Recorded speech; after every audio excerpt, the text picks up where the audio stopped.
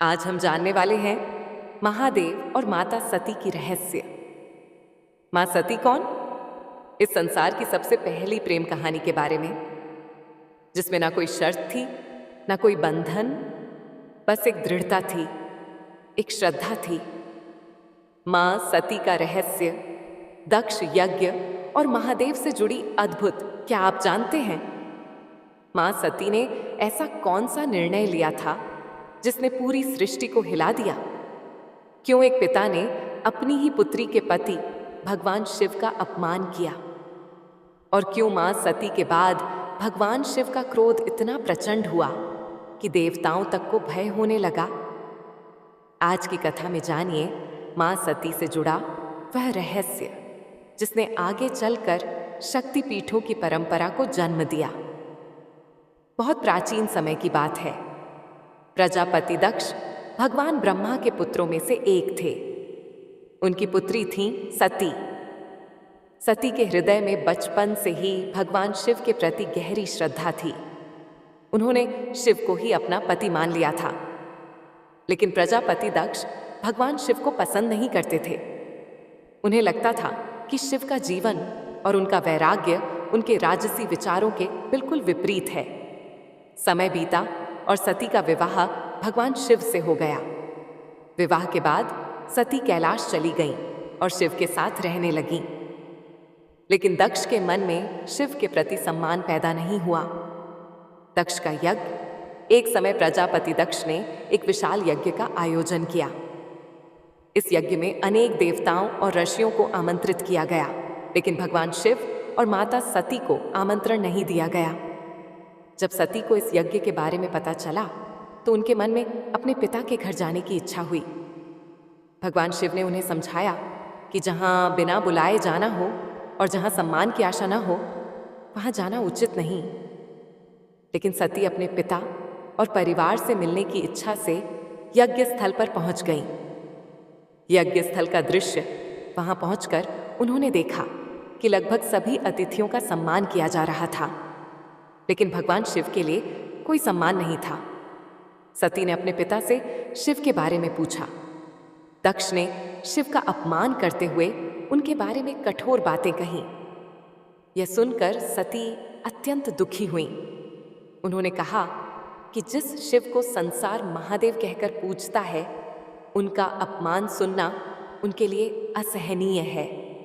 सती ने अपने पिता को समझाया कि पति का अपमान पत्नी के लिए अत्यंत पीड़ादायक होता है। फिर उन्होंने अपने जीवन के बारे में एक कठोर निर्णय लिया, भावुक भाग। पुराणों में वर्णित कथा के अनुसार सती ने योगाग्नि के माध्यम से अपने देह का त्याग कर दिया।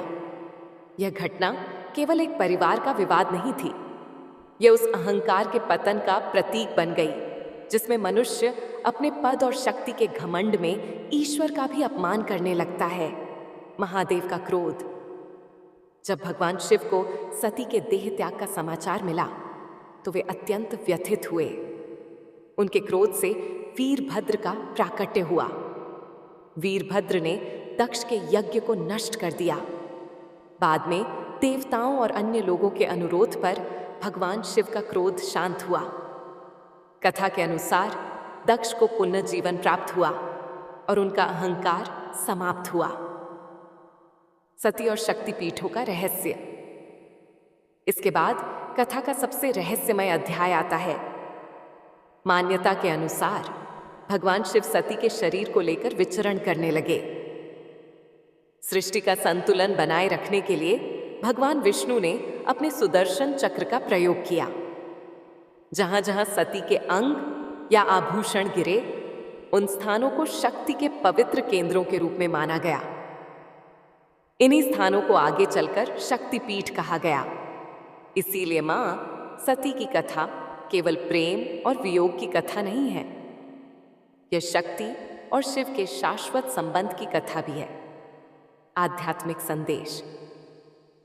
मां सती की कथा हमें सिखाती है कि अहंकार कितना भी बड़ा क्यों ना हो, उसका अंत निश्चित है। दक्ष के पास पद था, शक्ति थी और प्रतिष्ठा थी, लेकिन अहंकार ने उनकी बुद्धि को ढक दिया। वहीं सती ने अपने सम्मान और अपने आराध्य के प्रति अपनी निष्ठा को सर्वोच्च माना।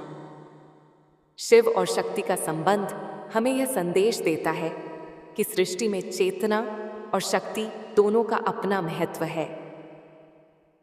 आउटरो। तो भक्तों, मां सती की यह कथा हमें केवल एक पुरानी घटना नहीं बताती, यह हमें बताती है जहां अहंकार होता है वहां विनाश निश्चित है, और जहां सच्ची भक्ति होती है वहां शक्ति स्वयं प्रकट होती है। अगर आपको मां सती और महादेव की यह कथा अच्छी लगी हो तो वीडियो को लाइक करें, चैनल को सब्सक्राइब करें और कमेंट में लिखें ओम नमः शिवाय। हर हर महादेव। इस कहानी में रंग भी है और दुख का संग भी। यह है शिव और सती की अमर प्रेम कहानी, जिसमें प्रेम है, त्याग है और अंत में एक नई शुरुआत है। तो आइए जानते हैं इस महान प्रेम कथा को, सती कथा को। सृष्टि के आरंभिक काल की बात है, जब ब्रह्मा ने अपने मानस पुत्रों को रचा। उन्हीं में से एक थे दक्ष प्रजापति, अत्यंत बुद्धिमान परंतु उतने ही अहंकारी। दक्ष को अपनी योग्यता, अपनी शक्ति और अपने सृष्टिकर्ता के कुल से उत्पन्न होने का बड़ा अभिमान था। उसने वर्षों की तपस्या की और देवताओं से वरदान पाए संतान की प्राप्ति के लिए। उसकी यह तपस्या रंग लाई और उसे एक अत्यंत दिव्य कन्या की प्राप्ति हुई, वही जिसे हम आज देवी सती के नाम से जानते हैं। सती का जन्म किसी साधारण कन्या की भांति नहीं हुआ था। उनका स्वरूप स्वयं शक्ति का अंश था। कहते हैं वह स्वयं आदि शक्ति का अवतार थी। दक्ष को अपनी पुत्री पर गर्व था, लेकिन साथ ही उसके मन में एक अभिलाषा थी कि वह अपनी इस कन्या का विवाह किसी महान देवता, किसी वैभवशाली राजकुमार या किसी प्रतिष्ठित गृहस्थ से करेगा। उसे यह कल्पना भी नहीं थी कि उसकी पुत्री का हृदय वहां बन चुका है, जहां वैभव का कोई मोल नहीं, जहां वैराग्य ही आभूषण है भगवान शिव। देवी सती बचपन से ही विचित्र स्वभाव की थी। अन्य कन्याओं की तरह न तो उन्हें श्रृंगार में रुचि थी, न ही राजसी जीवन की भव्यता में। जब जब वह शिव की चर्चा सुनती, जब किसी आर्षी द्वारा शिव की महिमा का वर्णन होता, उनका हृदय गहरे भावों से भर उठता। शिव जो श्मशानवासी हैं, जो मृग चर्म धारण करते हैं, जो भस्म रमाते हैं और सर्पों को आभूषण की तरह पहनते हैं, आम कन्याओं के लिए यह भय का कारण होता, पर सती के लिए यही शिव उनके अंतर्मन में बस चुके थे। धीरे धीरे यह आकर्षण भक्ति में बदला और भक्ति प्रेम में। अब सती का एक ही लक्ष्य था, शिव को पति रूप में प्राप्त करना। पर यह मार्ग आसान नहीं था। जब दक्ष को सती की इच्छा का आभास हुआ तो वह क्रोधित हो उठा। उसकी आंखों में तो शिव एक जंगल में भटकने वाले योगी मात्र थे। उसने सती को समझाने का प्रयास किया कि वह किसी योग्य, राजसी और सम्माननीय वर को चुने, पर सती अब निर्णय कर चुकी थी। उन्हें किसी धन, वैभव या पद की आवश्यकता नहीं थी। उन्हें चाहिए था वह परम पुरुष जो संन्यास में भी पूर्ण है, जो मौन में भी संपूर्ण है। और इसी लक्ष्य के लिए सती ने आरंभ की कठोर तपस्या। पर्वतों की गुफाओं में प्रचंड वायु और वर्षा के बीच सती ने भोजन तक त्याग दिया। उन्होंने पृथ्वी पर बैठकर खुले आकाश में बिना निद्रा केवल शिव के ध्यान में लीन रहकर दिन, सप्ताह और महीनों का तप किया।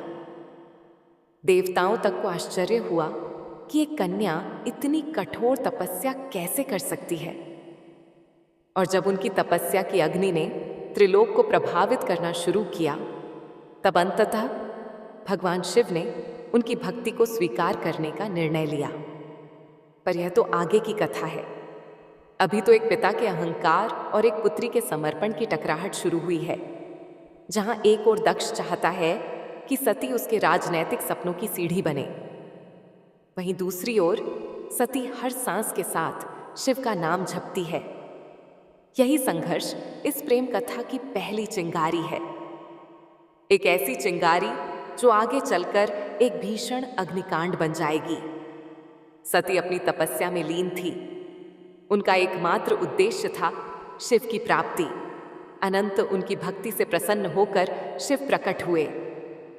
शिव मुस्कुराए और एक क्षण में वह उस तपविनी के समक्ष प्रकट हो गए। जैसे ही सती ने अपनी आंखें खोली, उनके सम्मुख खड़े थे वही जिनके लिए उन्होंने सब कुछ त्याग दिया था। शिव ने उनके तप, प्रेम और अटल श्रद्धा को देखा और कहा, हे देवी, तुम्हारा प्रेम मुझे बाध्य करता है। आज मैं तुम्हें अर्धांगिनी के रूप में स्वीकार करता हूं। इस वचन के साथ पूरे ब्रह्मांड में आनंद की लहर दौड़ गई।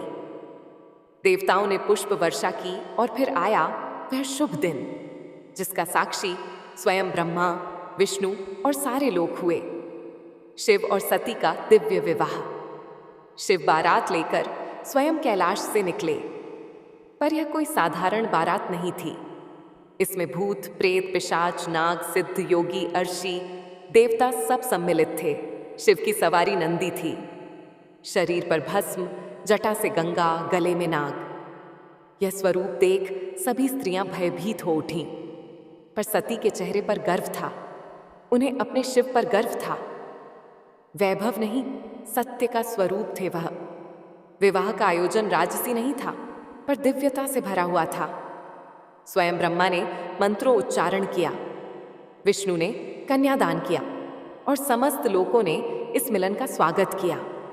यह केवल दो आत्माओं का नहीं, सृष्टि के दो मूल तत्वों शिव और शक्ति का मिलन था। लेकिन इस भव्य विवाह में एक स्थान रिक्त रहा। सती के पिता दक्ष प्रजापति वह नहीं आए। ना ही कोई संदेश भेजा, ना ही कोई आशीर्वाद, क्योंकि उनके लिए यह विवाह एक अपमान था, एक चुनौती उनके अभिमान को। उनके अनुसार यह मिलन योग्य नहीं था। और यहीं से प्रारंभ हुआ उस अग्निकत्थ का बीज जो आगे चलकर पूरे यज्ञ को जला देगा। समय धीरे धीरे बीतता है। कैलाश पर्वत पर प्रकृति की गोद में शिव और सती अपना वैवाहिक जीवन शांतिपूर्ण और आनंद से व्यतीत कर रहे हैं। कैलाश की गुफाएं, मंदाकिनी की कलकल धारा और बर्फीली हवाएं सब साक्षी थीं उस दिव्य प्रेम की जो समय और शब्दों से परे था। लेकिन इसी बीच एक और स्थान पर कुछ और ही चल रहा था। राजा दक्ष के मन में सती के शिव से विवाह को वह अभी तक स्वीकार नहीं कर पाया था। हर बार जब कोई शिव की महिमा का गुणगान करता, दक्ष की भौहें तन जाती। उसे लगता कि शिव ने उसकी पुत्री को अपनी योग्यता से नहीं, किसी छल से प्राप्त किया है। वह अपनी सत्ता, अपना रुतबा, अपनी श्रेष्ठता सिद्ध करना चाहता था और उसी घमंड ने उसे एक विशाल यज्ञ के आयोजन की प्रेरणा दी। दक्ष ने यज्ञ का आयोजन बड़ी धूमधाम से किया। ऐसा यज्ञ जिसमें समस्त देवताओं, ऋषियों, सिद्धों और लोकपालों को निमंत्रण भेजा गया। ब्रह्मा से लेकर इंद्र तक हर कोई आमंत्रित था, परंतु एक नाम उसमें अनुपस्थित था, महादेव शिव का। यह कोई भूल नहीं थी, यह था दक्ष का जानबूझकर किया गया निर्णय। उसने शिव को निमंत्रण नहीं भेजा क्योंकि उसका अहंकार उसे यह स्वीकार नहीं करने देता था कि उसकी पुत्री ने उस योगी से विवाह कर लिया जो ना कोई राज्य रखता है, ना कोई वस्त्र, और जो श्मशान का वासी है। दक्ष को लगता था कि शिव को यज्ञ में आमंत्रित करना उसके सम्मान के विरुद्ध होगा। जब यज्ञ की तैयारियां चल रही थीं, उसी समय सती ने इस आयोजन की बात सुनी। किसी ने उनसे कहा, माता, आपके पिता दक्ष ने एक महान यज्ञ का आयोजन किया है जिसमें सारे देव, ऋषि और ज्ञानी आमंत्रित हैं। वह तो आज पूरे ब्रह्मांड का ध्यान खींच रहा है। यह सुनकर सती का हृदय कांप उठा। उन्हें विश्वास नहीं हुआ कि उनके पिता इतना बड़ा आयोजन कर रहे हैं और उन्हें कोई सूचना नहीं मिली। कुछ समय तक वे चुप रहीं, शायद आशा में कि कोई दूत आएगा, कोई संदेश मिलेगा। लेकिन जब स्पष्ट हो गया कि शिव और उन्हें जानबूझकर ना बुलाया गया है, तब उनके भीतर कुछ टूट सा गया। एक ओर पुत्री का धर्म उन्हें पिता के यज्ञ में खींच रहा था, तो दूसरी ओर पत्नी का धर्म उन्हें शिव की मर्यादा का ध्यान रखने को कह रहा था। अंततः सती ने शिव से निवेदन किया, स्वामी, मैं उस यज्ञ में जाना चाहती हूँ। शायद यह कोई भूल हो और मेरा जाना उस विघटन को रोक सके। शिव ने सती की ओर गहरी दृष्टि से देखा। वह जानते थे कि यह आमंत्रण विहीन आयोजन एक साधारण यज्ञ नहीं है। उन्होंने शांत स्वर में सती से कहा, हे प्रिय, जहां सम्मान ना हो वहां स्वाभिमान को ले जाना व्यर्थ है, और मैं नहीं चाहता कि तुम उस यज्ञ में जाओ जो केवल क्रोध और घमंड से जल रही है। परंतु सती व्याकुल थी। उनके भीतर एक द्वंद्व चल रहा था। पिता और पति के बीच उन्होंने पुनः प्रार्थना की, प्रभु, मैं केवल एक पुत्री के रूप में वहां जाना चाहती हूं। मैं पिता से बात करूंगी। शायद वह बदल जाएं, शायद उनके मन का विष उतर जाए। शिव ने इस बार उन्होंने अनुमति दे दी। सती ने कैलाश से विदा ली, अकेले, बिना किसी दूत या सम्मान के। वह एक बेटी थी जो अपने पिता से स्नेह की अपेक्षा लेकर जा रही थी, लेकिन उन्हें ध्यान नहीं था कि उस यज्ञ में उनका स्वागत नहीं, अपमान प्रतीक्षा कर रहा है। सती जब यज्ञ स्थल पर पहुंची तो उनके मन में उम्मीद थी कि पिता के नेत्रों में बेटी को देखकर कोमलता जगेगी, उनके मुख से स्वागत के शब्द निकलेंगे। लेकिन जब उन्होंने यज्ञ स्थल में प्रवेश किया तो सन्नाटा पसर गया। कोई स्वागत नहीं हुआ, कोई आसन नहीं दिया गया, जैसे वह वहां उपस्थित ही ना हो। वहां बैठे देवताओं की आंखों में असहायता थी। सती ने पिता की ओर देखा, धीमे स्वर में कहा, पिताश्री, क्या आप नहीं चाहेंगे कि आपकी पुत्री भी इस पावन यज्ञ में सम्मिलित हो? दक्ष ने ठंडी हंसी के साथ उत्तर दिया, पुत्री, जिस दिन तूने उस नग्न भस्म रमाए शशान में विचरने वाले अवघड़ को अपना पति चुना, उसी दिन तू मेरी पुत्री नहीं रही। दक्ष का स्वर ऊंचा हो रहा था और उसके शब्द जैसे शिव के लिए विष से भरे बाण हो। यह सुनकर सती की आत्मा कांप उठी थी। यह केवल अपमान नहीं था, यह शिव के उस स्वरूप का तिरस्कार था जो समस्त सृष्टि का आधार है। वे उठी, सभा की ओर देखा और बोली, तुम सब यहाँ धर्म की बात करने आए हो, यज्ञ की बात करते हो, पर जिस शिव के बिना कोई यज्ञ संपन्न ही नहीं हो सकता, उसी शिव का तुम अपमान करते हो। फिर उन्होंने आगे कहा, जिसे तुम अवघड़ कहते हो वही काल का भी काल है। जिसे तुम शमशानवासी कहकर हंसते हो वही मृत्यु से परे है, और जिसे तुम भस्मधारी कहते हो वही भस्म से मोह को जलाता है। उनकी आंखों में आंसू थे, लेकिन स्वर तेज था, ऐसा तेज कि स्वयं देवता भी सिर झुका ले। सभा स्तब्ध थी, कोई उत्तर नहीं दे सका, लेकिन सती का हृदय अब टूट चुका था। उन्होंने कहा, जिस शरीर ने आज मेरे प्रभु का अपमान सुना है, वह शरीर अब इस संसार के योग्य नहीं। और वे सीधे यज्ञ कुंड की ओर बढ़ी। वहां उपस्थित देवता उन्हें रोकना चाहते थे, पर सती अब कोई नारी नहीं थी, वह साक्षात अग्नि बन चुकी थी। उन्होंने अपने नेत्र बंद किए, शिव का स्मरण किया और अग्नि में कूद गई। उनके चेहरे पर भय नहीं था, बल्कि एक शांति थी, एक समर्पण था जो पूरे यज्ञ मंडप को झकझोर गई। अब इस यज्ञ की अग्नि से वह तूफान उठने वाला था जो पूरे को तबाह कर सकता था। तो चलिए अब जानते हैं आगे की कथा।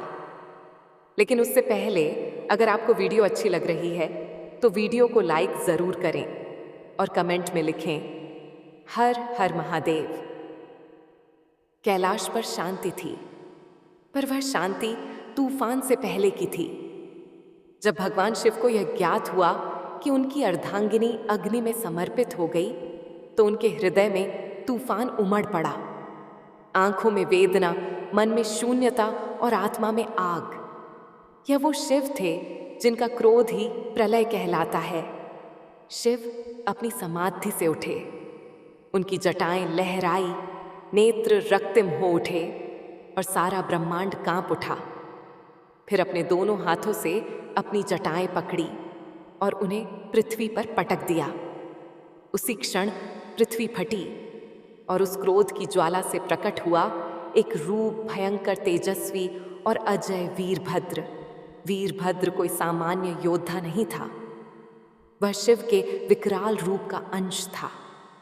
उसका शरीर अग्निसाध्य दिव्यमान था, आंखों में प्रतिशोध की ज्वाला, हाथ में तलवार। उसका प्रकट होना सृष्टि के संतुलन को डगमगाने लगा था। वीरभद्र प्रचंड गति से दक्ष के यज्ञ की ओर बढ़ चला।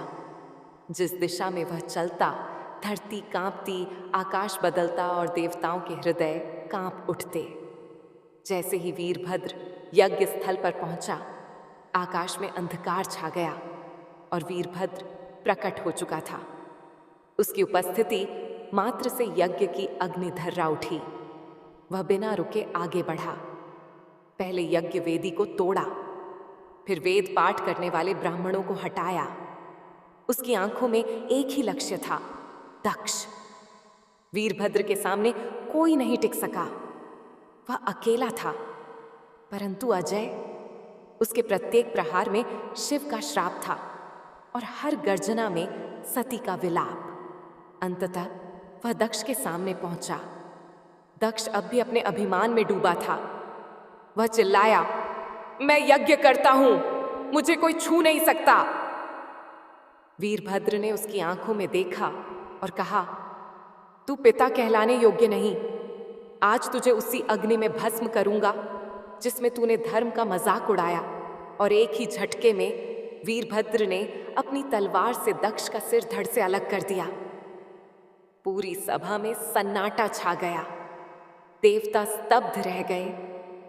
यज्ञ की अग्नि बुझ गई और पृथ्वी पर सिर्फ राख रह गई। वो राख जो अहंकार, अधर्म और अपमान की अंतिम परिणति थी। वीरभद्र शिव की आज्ञा पूरी कर चुका था, पर यह कहानी यहीं नहीं रुकती। अब आएगा वह क्षण जब शिव स्वयं यज्ञ स्थल पर पहुंचेंगे, सती के शव को उठाएंगे और सृष्टि में संतुलन डगमगाएगा। जब महादेव यज्ञ स्थल पर पहुंचे, उन्होंने सती के जले हुए शरीर को देखा। वह दृश्य ऐसा था जिसने स्वयं काल को रुला दिया।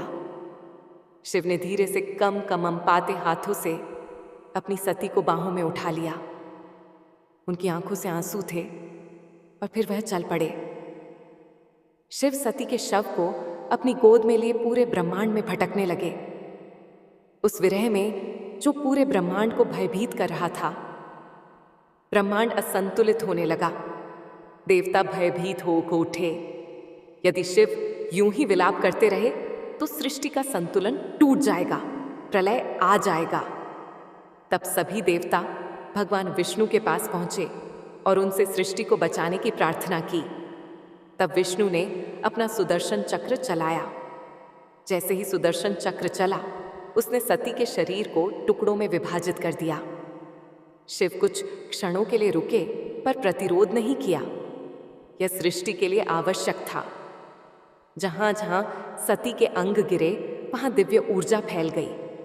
पृथ्वी के वे स्थान शक्ति से भर उठे और वहीं बने शक्तिपीठ। यह कोई सामान्य स्थल नहीं थे। यह उस अमर प्रेम की गवाही थे जो शिव और सती के बीच था। यह थे वे स्थान जहां स्त्री, शक्ति, प्रेम, बलिदान और भक्ति सब कुछ एक साथ साकार हुए। कुछ स्थानों पर सती की आंखें गिरी, कहीं उनका हृदय, कहीं उनके केश, तो कहीं उनके चरण, और हर स्थान एक केंद्र बन गया। मां शक्ति का जो हर रूप में पूजनीय हुई, कभी दुर्गा, कभी भैरवी, कभी भवानी। यही वे स्थान हैं जिन्हें आज हम कामाख्या, वैष्णव, ज्वाला, हिनलाज और तारापीठ जैसे नामों से जानते हैं। इस प्रकार सती के वियोग से जन्मे यह शक्ति पीठ न केवल देवी के अंग है, यह उस प्रेम की शाश्वत उपस्थिति है जो आत्मा से आत्मा तक जुड़ता है। शिव अंततः हिमालय लौटे, पर अब वह ध्यान मग्न हो गए। वर्षों तक एक चट्टान की भांति बैठ गए। समाधि में डूबे ना शब्द, ना गति, ना भावना, बस मौन और सती की स्मृति काल की धारा आगे बढ़ती है। युग बदल जाते हैं, पर कुछ कहानियां समय की सीमाओं से परे होती हैं, और सती की कथा उन्हीं में से एक है। वह प्रेम जो अग्नि में तप कर शुद्ध हुआ था, वह विरह जो तांडव बन गया था। उस अधूरी यात्रा को अब पूर्ण होना था। पर यह कहानी यहां समाप्त नहीं होती। प्रेम का सफर यहीं पर रुकने वाला नहीं था। जहां अग्नि ने प्रेम का रंग दिखाया था, अगर आपको मां सती और महादेव की यह कथा अच्छी लगी हो तो वीडियो को लाइक करें, चैनल को सब्सक्राइब करें और कमेंट में लिखें AUM नमः शिवाय, हर हर महादेव।